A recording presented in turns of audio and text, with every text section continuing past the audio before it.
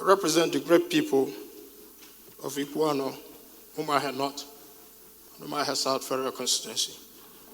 Mr. Speaker, since the President's letter concerns proclamation, Mr. Speaker, the constitutional procedures that must be followed as enshrined in Section 305, subsection 6B, that says for us to consider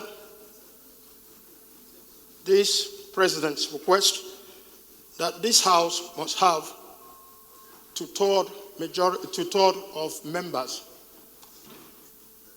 present.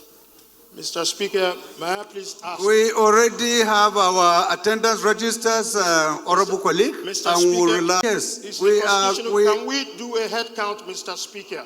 There to is no... ascertain that we have a quorum. Yes. To ascertain that we have... Yes, yes. Our attendance register will guide us accordingly, honorable. Please. Sir? Our attendance registers will guide us accordingly. Members are still signing, and at the end of the day, we'll take attendance. Mr. Speaker, can that be made available now for the members to know whether we have formed a quorum? Whether we have formed a quorum, Mr. Speaker, as enshrined in the Constitution, Mr. Speaker, so that our deliberations are not going to be deliberations based on illegality. It is noted, honorable. Please, you can sit down. Sit down, please. Your point of order is noted. Please sit down.